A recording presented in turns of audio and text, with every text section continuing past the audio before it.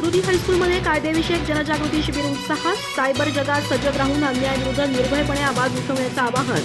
Good touch, bad touch, cyber सुरक्षा आणि बालक संरक्षण कायद्याबाबत विद्यार्थ्यांना मार्गदर्शन.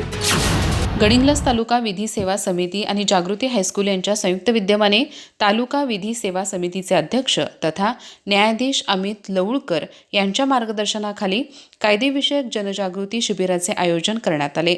जागृती प्रशालेत झालेल्या या शिबिरात सहदिवानी न्यायाधीश शीतल मतकर यांनी विद्यार्थ्यांना सायबर सुरक्षा, बालकांचे संरक्षण आणि कायद्याविषयी महत्त्वपूर्ण मार्गदर्शन केले. यावेळी बोलताना शीतल मतकर म्हणाल्या, स्वतःच्या इच्छेविरुद्ध कोणालाही आपल्या शरीराला स्पर्श करण्याचा अधिकार नाही.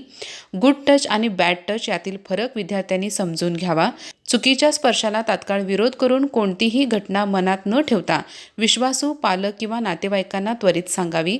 वेळेत आवाज उठवल्यास कायदा खंबीरपणे पाठीशी उभा राहतो, असे त्यांनी स्पष्ट केले. सायबर सुरक्षेच्या संदर्भात त्यांनी विद्यार्थ्यांना सोशल मीडियावर वैयक्तिक माहिती, फोटो, पासवर्ड किंवा अन्य गोपनीय माहिती कोणाशीही शेअर करू नये, अनोळखी व्यक्तींवर विश्वास ठेवू नये आणि संशयास्पद प्रकार घडल्यास तातडीने पालक किंवा शिक्षकांना माहिती द्यावी, असे आवाहन केले. जागरूकता, धैर्य आणि कायद्याचे ज्ञान हेच प्रत्येक विद्यार्थ्याचे सर्वात मोठे संरक्षण असल्याचेही त्यांनी सांगितले. कार्यक्रमाच्या अध्यक्षस्थानी विद्याप्रसारक मंडळाचे उपाध्यक्ष अरविंद कित्तूरकर होते. संपत सावंत यांनी स्वागत व प्रास्ताविक केले. पॅनल ॲडव्होकेट परमेश्वर कलकुप्पी यांनी बालक संरक्षणासंदर्भातील विविध कायद्यांची माहिती दिली.